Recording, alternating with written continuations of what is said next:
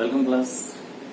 स्वागत है आपके अपने चैनल वीपी केमिस्ट्री क्लासेस में और मैं विकास सर। इस बार जो मैं वीडियो लेकर के आया हूँ वो उस पर बेस है कि अब जैसे ही आपको पता है कि आने वाले अगले महीने कुछ ही दिन रह गए हैं और 10th का रिजल्ट आउट होने वाला है, ठीक है, डिक्लेयर होने वाला है।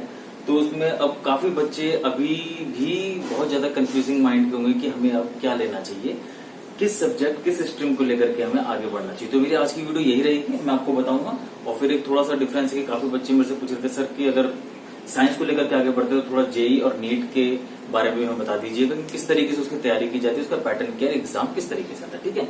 तो पहले मैं स्टार्ट करता हूँ अपने बेसिक कॉन्सेप्ट से।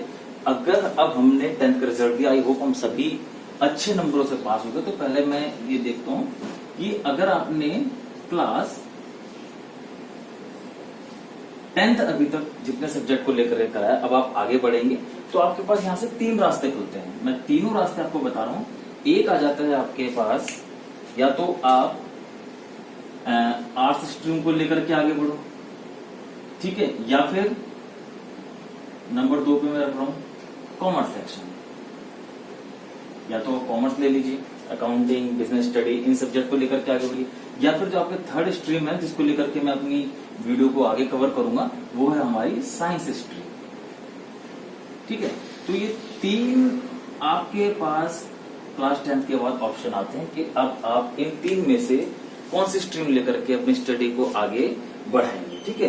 तो जैसे कि मैं यहाँ पे दिखा रहा हूँ आपको साइंस, कॉमर्स एंड आर्ट्स, ठीक है। आर्ट्स को पेपर ह्यूमैनिटी भी बोल देते हैं, कोई दिक्कत नहीं है। तो अगर मैं साइंस को लूँ तो फिर साइंस में कौन कौन से सब्जेक्ट मेरे पास यहाँ पे, देखिए मेरा जो सब्जेक्ट है वो है केमिस्ट्री। और वो साइंस जब आप यहाँ पे दोबारा से करोगे तो ये आपके पास 2 ऑप्शन आते हैं, या तो आप पीसीएम ले लीजिए या पीसीबी लेकर के अपनी स्टडी को आगे करें, ठीक है। आगे पे देख रहे हो केमिस्ट्री दोनों ही जगह आ रहा है, ठीक है। अब इसके साथ साथ आपको 5 सब्जेक्ट लेने हैं, तो उसके साथ आपका एक हिंदी आ जाता है, एक इंग्लिश आ जाता है और एक फिजिकल एजुकेशन, ठीक है। फिजिकल एजुकेशन कंपलसरी हो गया है, इंग्लिश भी कंपलसरी हो गया, तो हो गया टोटल आपके पास 3 to 5। और 1 सब्जेक्ट आपको ऑप्शन में भी डाल दिया जाता है, या तो आप कंप्यूटर साइंस लेकर के आगे बढ़िए या फिर आप हिंदी लेकर के आगे बढ़िए, ठीक है। तो ये हो जाता है आपका पीसीएम ग्रुप, ये हो जाता है आपका पीसीबी, क्लियर है। अब हम बात करते हैं कि जब हम केमिस्ट्री यहां पर लेकर के चलते हैं पीसीएम और पीसीबी में, ठीक है।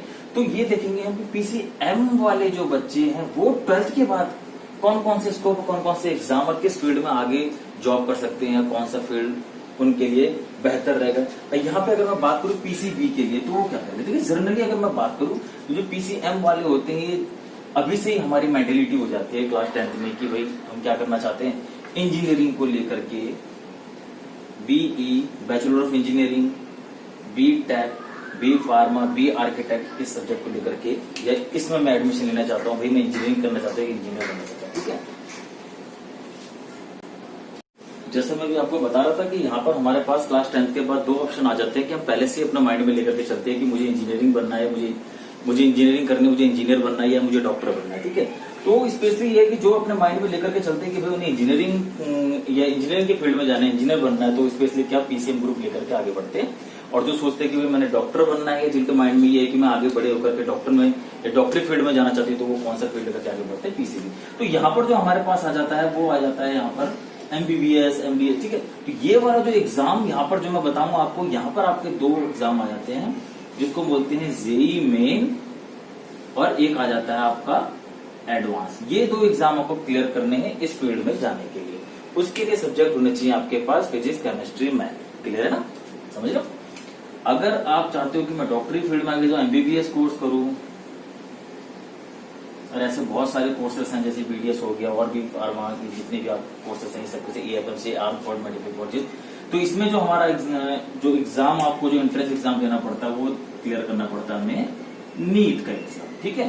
तो ये आ गया आपके पास जेई मेन, एडवांस। मैं आपको बताऊंगा जेई मेन एडवांस का सिलेबस क्या है, मेरा जो केमिस्ट्री कोर्स है उसकी कितनी वैल्यू है, इसमें कितने मार्क्स का आएगा, क्या ओवरऑल एग्जाम पैटर्न होता है, क्या इंडिविजुअल पैटर्न होता है, नीट का क्या पैटर्न है, कितने घंटे का पेपर होता है, मैं 1 by 1 क्लियर करूंगा। इसके साथ ही साथ हमारे पास और भी रास्ते होते हैं, जैसे कि सपोज करिए कि 3 ऑप्शन सबसे ज्यादा आपको देखने को मिलेंगे हमारे 10th, 11th, 12th में। किन 3 चीजों को लेकर के फोकस करते हैं, या तो मैं सोचूंगा भाई मेरे को डॉक्टरी करनी है, मैं डॉक्टर बनूंगा या मैं इंजीनियर बनूंगा। तीसरा सबसे ज्यादा होता है वो होता है इंडियन फोर्स को ज्वाइन करना, आर्मी, एयरफोर्स, एनडीए का एग्जाम या फिर जनरल ड्यूटी का, ठीक है। ये 3 ही ऑप्शन यहाँ पर मुझे लगता है कि अभी जो हमारी जो एज है वो इन्हीं 3 चीजों को देख करके हम आगे बढ़ते हैं, ठीक है ना।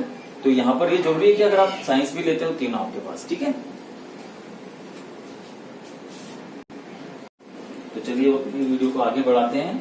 अगर हम इंजीनियरिंग करना चाहते हैं, इंजीनियर बनना चाहते हैं, तो उसके लिए मुझे जेई मेन और एडवांस की तो जान लेते हैं जेई क्या है, ठीक है। मैं आपको ये पहले समझा देता हूं कि जेई क्या है। जेई जो है आपका, ये है आपका ज्वाइंट एंट्रेंस एग्जामिनेशन, ठीक है। ये आपका जेई ज्वाइंट एंट्रेंस एग्जामिनेशन।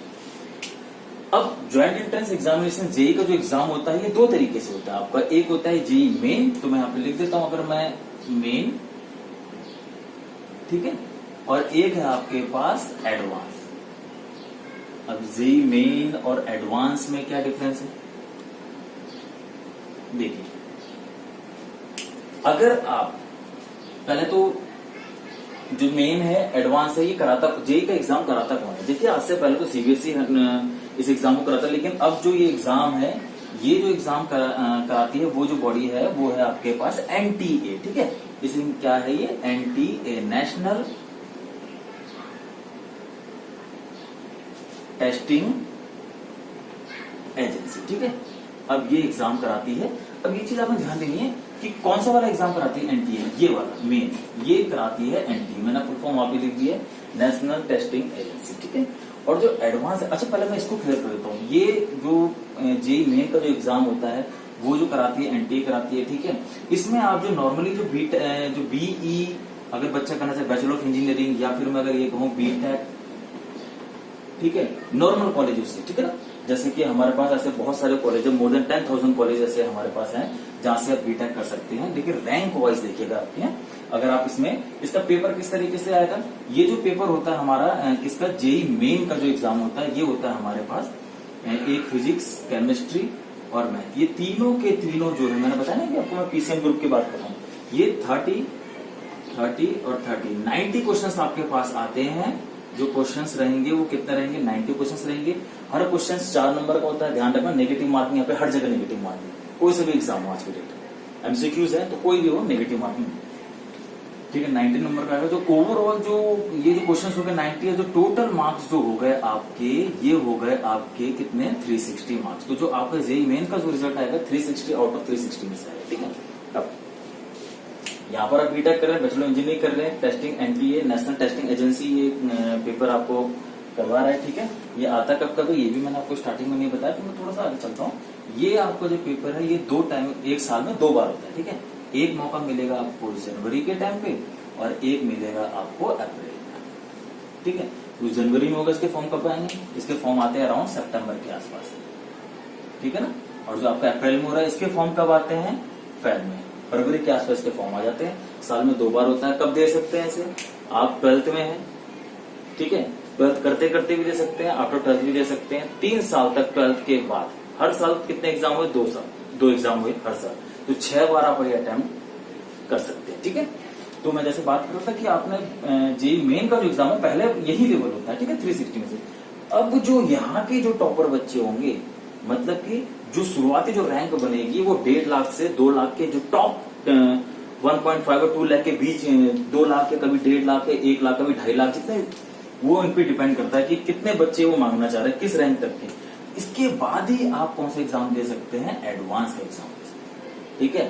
अब ये इसमें तो आपने देख लिया ना बीई बीटेक, लेकिन आपको कॉलेज कौन कौन से मिले, एक तो जैसे आपका एनआईटी हो गया, national institute of technology, triple IT हो गया, ठीक है ना, इंफॉर्मेशन इंस्टीट्यूट ऑफ टेक्नोलॉजी, ये वाले जितने भी छोटे मोटे कॉलेज होते हैं। लेकिन अगर आप चाहते हो कि देश के सबसे प्रतिष्ठित संस्थान आईआईटी में अगर आप क्या लेना चाहते हो, एडमिशन लेना चाहते हैं, तो आपको एग्जाम क्वालिफाई करना पड़ेगा जेई एडवांस, ठीक है। इसका क्या पैटर्न है, ये 2 टाइप्स होता है। मैं पूरा यहाँ पे लिख देता हूँ, फिर आपको एक्सप्लेन करता हूँ। पहले ध्यान रखना, जो उसकी टॉप रैंकर्स है वही एडवांस दे सकते हैं, और एडवांस देने के बाद आपको जो एडमिशन मिलेगा वो मिलेगा आपको आईआईटी। और आईआईटी में जाना सबका एक सपना रहता है, ठीक है। और कहते हैं कि जो है इंडिया का टॉप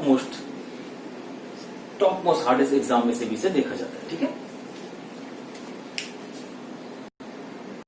तो मैं जैसे बता रहा था कि जो ये वाला जो एग्जाम है एडवांस, ये अगर आपको आईआईटी में प्रवेश चाहिए, अगर आईआईटी से आप इंजीनियरिंग कंप्लीट करना चाहते हो, तो आपको जेई मेन के बाद एडवांस भी क्लियर करना पड़ेगा। उसके लिए क्या क्या क्राइटेरिया मैंने अभी थोड़ी देर पहले बताया था कि एक तो जो आपने जो मेन एग्जाम दिया है इसमें जो आपकी रैंक हो टॉप रैंक होनी चाहिए, ठीक है। 1 लाख और 1.5 लाख के जो टॉप 1 लाख जो स्टूडेंट्स होते हैं उन्हीं के लिए लिंक खुलता है कि अगर आप एडवांस देना चाहते हैं कि नहीं है। दूसरी चीज मैंने बता दिया कि एडवांस के लिए कंपलसरी है कि आपका 12th में 75% हो, ठीक है। बहुत ही टफेस्ट एग्जाम जो हमारे इंडिया में उनमें से एक एग्जाम है एडवांस का, ठीक है। तो मैंने आपको पैटर्न यहाँ पर लिख दिया है, मैं डायरेक्टली आपको समझा देता हूँ। इसमें 2 लेवल पे पेपर होता है, ठीक है। अगर मैं बात करूँ पेपर फर्स्ट और पेपर 2, दोनों ही पेपर कंपलसरी है, क्लियर है। दोनों पेपर कंपलसरी है आईआईटी में एग्जाम लेने के लिए। पेपर 2 के साथ इसके साथ अगर कोई आर्किटेक्चर से इंजीनियरिंग कंप्लीट करना चाहता है तो उसको इन दोनों के अलावा एक छोटा सा एग्जाम और देना पड़ता है जिसको हम पढ़ते हैं AAT, इसको हम बोलते हैं आर्किटेक्चर एप्टीट्यूड टेस्ट, ठीक है। तो उसको ये भी क्लियर करना पड़ता है इसके बाद, ठीक। तो मैं बात करता हूँ एडवांस में। इसमें जो पेपर 1 पेपर 2, पेपर 1 क्या है, इसको भी 3 कैटेगराइज किया गया है। पेपर 1 का जो पार्ट फर्स्ट है वो है हमारा फिजिक्स का। अगर मैं लेकर के चलूँ तो फिजिक्स में जो आता है जो सेक्शन वो है वो फर्स्ट 3 सेक्शन में डिवाइड है। तो पहला सेक्शन 12 मार्क्स है, 4 क्वेश्चन यहाँ पे आते हैं। सेक्शन सेकंड 32 मार्क्स है, 8 क्वेश्चन यहाँ पे आते हैं, choose the correct one. Section third जो है वो 18 मार्क्स है। तो अगर मैं इनको जोड़ू तो कितना हो जाएगा, देखो ये 32 और 18 ये हो गया आपके पास 62 हो गया, ठीक है ना। 62 एक सेक्शन का। इसी तरीके से केमिस्ट्री का जो मेरा क्वेश्चन है वो भी क्या है 12 मार्क्स का एमसीक्यूज आता है, 32 मार्क्स के। फिर दूसरा सेक्शन आता है, ठीक है। इसमें आपका क्या है, जैसे कि 2 दे जाएंगे कि both are correct, 1 correct, none of this, या फिर ओनली 1, इस तरीके से क्वेश्चन आते हैं। तो 18 मार्क्स का जो सेक्शन 3 है इसमें आता है न्यूमेरिकल बेस, जो आपका इलेक्ट्रोकेमिस्ट्री या फिर किससे केमिकल काइनेटिक्स से रिलेटेड। तो अगर मैं तीनों सेक्शंस का जोड़ू तो 62 इंटू 3 ये मेरे पास कितना आ जाएगा 186 मार्क्स तो आ गया आपका पेपर फर्स्ट का। पेपर सेकंड का अगर मैं पैटर्न यहाँ पे आपको डिस्कस करूंगा बताऊं तो इसमें किस तरीके से है, इसमें भी आपके 3 सेक्शंस है तीनों के लिए, फिजिक्स केमिस्ट्री मैथ्स के लिए। अगर फिजिक्स की बात करूं तो पहले सेक्शन में 32, सेक्शन सेकंड में 18, सेक्शन 3 में 12 मार्क्स, ठीक है। तो इस तरीके से अगर मैं इसको भी जोड़ू तो ये भी हो जाएगा 62 इंटू 3 186। तो 186 और 186 अगर मैं जोड़ू तो कितना हो जाएगा ये, ठीक है। ये देखिए ये वाला पूरा सेक्शन अगर मैं जोड़ू तो ये कितना हो जाएगा, ये भी वही हो गया। तो ये आपके पास आ गया हमारे पास 372 के अराउंड आ गया 300। तो जो मैं देखो ये टोटल ओवरऑल जो मार्क्स है आपका 370, तो जो आपकी जो मेरिट बनेगी 372 नंबर में से बनेगी। 372 में से आपके कितने हैं, जो पहली जो मेरिट थी वो कितने की थी 360 मार्क्स थी। 360 मार्क्स और जो ये वाली है 370। देखो ये वेरी करता रहता है।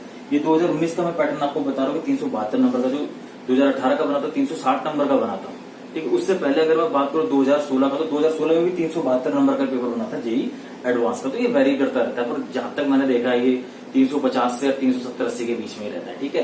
तो डजंट मैटर ये करता है कि हमको कितनी नॉलेज है, हमने किस हिसाब से अपना पेपर अटेम्प्ट करा, हमको टॉप में आने के लिए कितनी मेहनत करनी पड़ेगी कि हम हाईएस्ट से हाईएस्ट मार्क्स में लेकर के आ सके। तो ये तो कुछ बात हुई किसकी, जेई मेंस और एडवांस की। तो आई होप मेरी ये वीडियो में आपको क्लियर हो गया होगा कि अगर आप जो बच्चे पीसीएम जो बीटेक इंजीनियरिंग करना चाहते हैं वो पीसीएम ग्रुप को लेकर के किस तरीके से अपनी प्रिपरेशन करेंगे। नंबर कुछ जनरल चीजें बता रहा हूँ, कोई सा भी एग्जाम में यहाँ पर जो मैं बात कर रहा हूँ एनसीईआरटी से इम्पोर्टेंट 6 से लेकर के 12 तक की एनसीईआरटी का हर एक चैप्टर, हर एक कॉन्सेप्ट, हर एक टॉपिक ऐसे माइंड में रट लो, चाट लो कि कोई भी कहीं से भी कोई क्वेश्चन आ जाए एनसीईआरटी का लिखा हो तो आपने वहां पे तो सोचना ही, ठीक है। रही गई कसर जो 20% की होती है, जब हमारा बेस क्लियर हो जाएगा, ठीक है, उसके बाद जो भी उससे अगल बगल चीजें टच कर रही है वो हम कहीं से भी अटेम्प्ट कर सकते हैं। अच्छे कोचिंग इंस्टीट्यूट ज्वाइन करके, टीचर से नोट्स लेकर के, अच्छी ऑनलाइन क्लासेस लेकर के, टॉपिक को 1 बाय 1 करके उसका स्केल को बढ़ा करके, ठीक है। तो वो कोई मेन है बेसिक, आज ही से सोचना पड़ जाएगा कि भैया 10th हमारा रिजल्ट आ गया, मैं क्या करना चाहता हूँ, ठीक है। क्योंकि लास्ट ईयर तक मैंने कई बार देखा कि बच्चा मेरे पास केमिस्ट्री पढ़ रहा है, उसके बाद सर मैं तो नहीं पढ़ रहा हूँ, मेरे को टफ लग रही है, फिर कॉमर्स सेक्शन में चला गया। कॉमर्स के बाद फिर मैंने ये भी देखा कि अगले 2 महीने का फिर आ गया दोबारा से साइंस लेने के लिए कि सर नहीं मेरे तो वहां भी समझ में नहीं आया। तो ये आप एक माइंड बना लीजिए कि आपने करना क्या है। 12th तक का बता रहा हूँ, उसके बाद भी मैं आपको बताऊंगा 12th के बाद भी जो असली दुनिया शुरू होती है वो थोड़ी यहाँ से शुरू हो जाती है, जो बच्ची वो 12th के बाद शुरू हो जाती है, ठीक है। मेहनत करते रहना हमने मार्क्स के लिए। तो जेईई एडवांस ये अब बात करते हैं पीसीबी वालों के लिए नीट की तैयारी। नीट का पेपर कैसा आता है ये मैंने बता दी ना आपको, 3 आवर्स का पेपर है, ये सब कुछ क्लियर कर दी मैंने। अब मैं बात करता हूँ पीसीबी वालों के लिए जो नीट का पेपर आता है वो कैसे बनता है। चलिए बात करते हैं जो पीसीबी वाले हैं उनके लिए क्या है। अगर जो डॉक्टर बनना चाहते हैं, एमबीबीएस का कोर्स, ये चीजें जो इंटरेस्ट लेते हैं डॉक्टरी में, तो उनके लिए आता है पीसीबी ग्रुप से वो नीट की तैयारी करेंगे। नीट एग्जाम को क्वालिफाई करेंगे तब जाकर के वो इस कॉलेज में एडमिशन लेकर के जो बनना चाहते हैं वो बनेंगे। ठीक है, नीट क्या है? National eligibility entrance test. ठीक है, नीट समझ गया, national eligibility entrance test. Clear है? और कौन सी बॉडी इसको ये एग्जाम कराती है? मैंने अभी आपको बताया था, एनटीए, नेशनल टेस्टिंग एजेंसी। पहले सब कुछ सीबीएसई, यूजीसी इनके हाथ में था, जो आप जो जाकर के नीट अब एनटीए एक एग्जाम से करवाया। ठीक है, वो एग्जाम लेने के बाद रिपोर्ट अब बाकी बच्चों को दे देता है। वो कहता है कि भाई अब आप जाइए अपनी मेरिट के हिसाब से कॉलेज में रजिस्ट्रेशन करिए, जिसकी जैसी मेरिट आएगी उसको उतना अच्छा कॉलेज मिलेगा। जो टॉप रैंकिंग कॉलेज होते हैं उन रैंकिंग कॉलेजों में इनको एडमिशन मिलता है according to their rank in NEET examination score का। अब ये जान लेते हैं, ये एग्जाम साल में कितनी बार होता है? सिर्फ one time, once in a year. कौन से महीने में होता? हमेशा मिलेगा आपको ये अप्रैल के महीने में। ठीक है, क्लियर है ना? फॉर्म आ जाते हैं इसके, और तो ये अप्रैल में आपका एग्जाम होता है। अच्छा, इस बार का एग्जाम 26 जुलाई को है ड्यू टू कोविड-19, तो ये आपको पता है। क्लियर है? तो इस बार थोड़ा सफल हो गया, वरना अदरवाइज इतना रहता है। कितने आवर का रहता है? 3 आवर्स का रहता है। ठीक है, फिजिक्स, केमिस्ट्री और बायो की कितने कितने पार्टिसिपेशन है? फिजिक्स की बात करें 45 क्वेश्चंस, 45 क्वेश्चंस, बायो के 90 क्वेश्चंस, ओवरऑल 180। ठीक है, तो ये आ गया। मैंने बता दिया, तो फिजिक्स में 45, केमिस्ट्री में 45 और बायो में 90, 180। तो इस तरीके से आ गया आपका ये नीट का।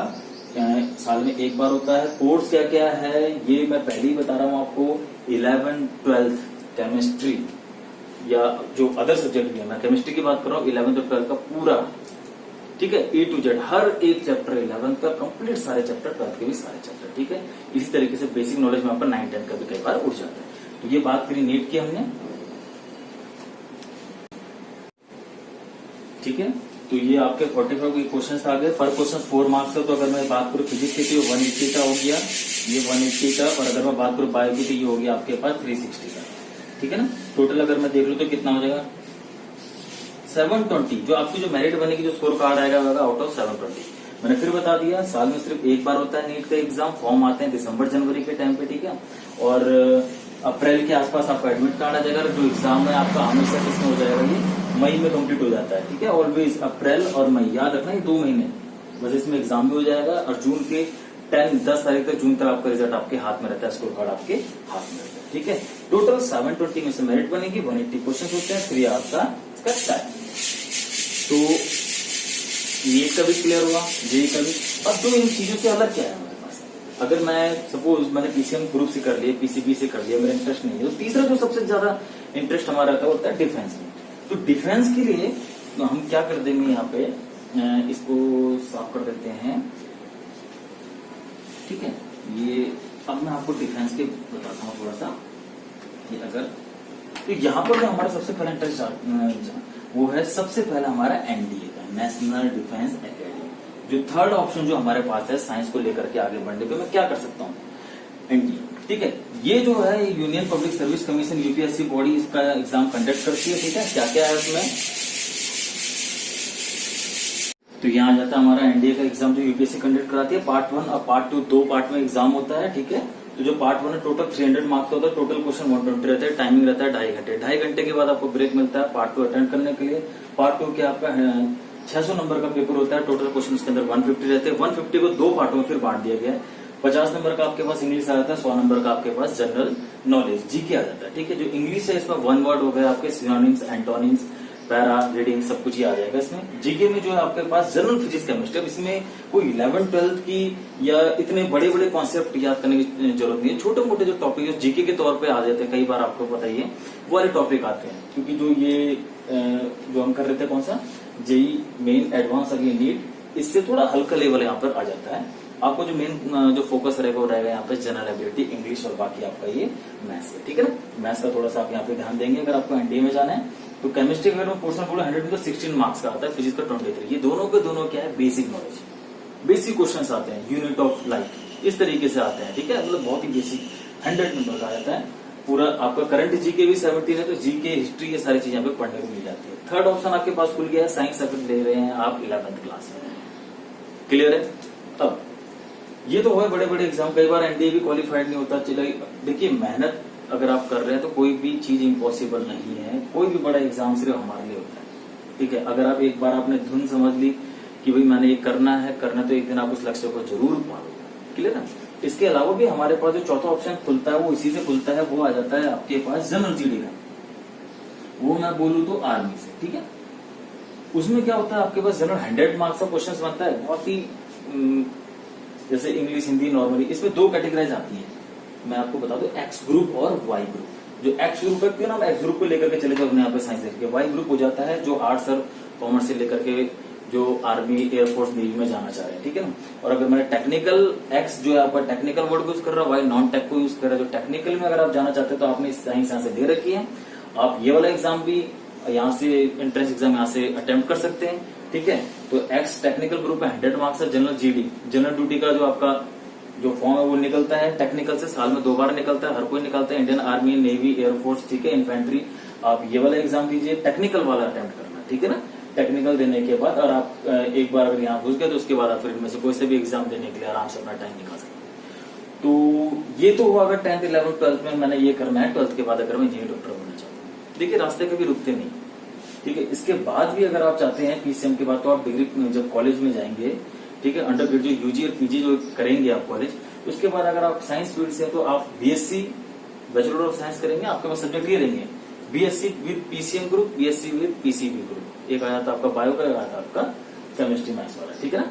अब इसके बाद उसी फील्ड में से अगर आप एमएससी करना चाहते हैं, 3 में से मास्टरी कर लीजिए, MSc physics, MSc chemistry, MSc maths, teaching line join कर लीजिए उसके बाद। या फिर आप बीएससी करते करते BSc nursing, pharma, so many courses are there. ऐसा नहीं है कि रास्ते यही रुक गए, ठीक है। अगर मैं फिर बता रहा हूँ, मैंने इन 2 टॉपिक को इसलिए उठाया क्योंकि जो हम अपनी 11th की स्टडी स्टार्ट करते, जो स्ट्रीम चूज करते, वो मेनली जो बच्चों में 80% बच्चों में जो आप देखोगे तो हम दिमाग में 3 चीजें रहती है, तो भी मैं इंजीनियर बनूंगा, डॉक्टर बनूंगा, या फिर मैं डिफेंस में एनडीए ज्वाइन करूंगा। तीनों का मैंने पैटर्न बता दिया। आई होप साइंस जो लोग लेना चाहते हैं, मेरी बनाई हुई वीडियो ये आपको पसंद आई होगी और काफी इसने हेल्प करी होगी किस तरीके से हम प्रिपरेशन करें, कितने मार्क्स रहता है, ठीक है।